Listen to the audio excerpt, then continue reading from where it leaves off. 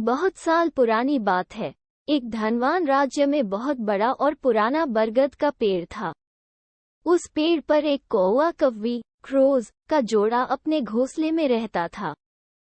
ये जोड़ा दिन भर भोजन की तलाश में बाहर रहता और शाम होते ही लौट आता। उसी पेड़ के पास एक दुष्ट सांप कोब्रा भी रहता था।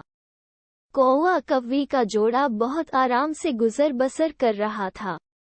इसी बीच कव्वी ने अंडे दिए।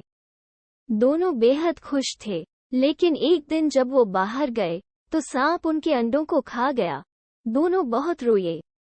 अब हर साल मौसम आने पर कव्वी अंडे देती और वो सांप स्नेक मौका पाकर उनके घोंसले में जाकर अंडे खा जाता।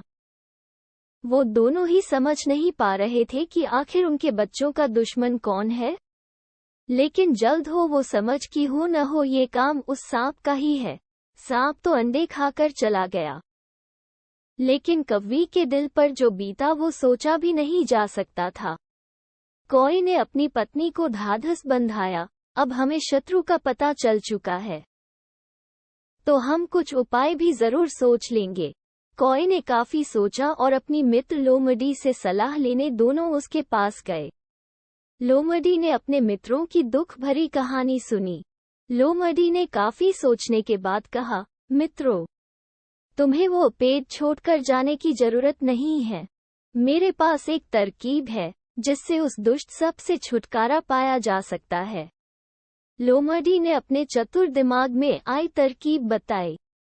उन्होंने लोमड़ी को धन्यवाद दिया और अपने घर लौट आए। अगले ही दिन योजना अमल में लानी थी। दरअसल उस प्रदेश की राजकुमारी एक सरोवर में अपनी सहेलियों के साथ जल क्रीड़ा करने आती थी। उनके साथ अंगरक्षक तथा सैनिक भी आते थे। जब राजकुमारी और उनकी सहेलियां सरोवर में स्नान करने जल में उतरी तो योजना के अनुसार कौवा उड़ता हुआ वहां आया। उसने पहले तो राजकुमारी तथा सहेलियों का ध्यान अपनी ओर आकर्षित करने के लिए कांव कांव का शोर मचाया। फिर राजकुमारी तथा उसकी सहेलियों द्वारा उतार कर रखे गए कपड़ों व आभूषणों में से राजकुमारी का प्रिय हीरे व मोतियों का विलक्षण हार में से एक हार चोंच में दबाकर ऊपर उड़ गया। सभी सहेलियां चीखी, वो राजकुमारी का हार उठाकर ले जा रहा है। सैनिकों ने ऊपर देखा तो सचमुच एक कौवा हार लेकर धीरे धीरे उड़ता जा रहा था। सैनिक उसी दिशा में दौड़ने लगे। कौवा सैनिकों को उसी पेड़ की ओर ले आया। जब सैनिक कुछ ही दूर रह गए तो कौवे ने हार इस प्रकार गिराया कि वो सांप के खोल के भीतर जा गिरा। सैनिक दौड़कर खोल के पास पहुंचे तो वहां हार और उसके पास में ही एक काले सर्प को देखा।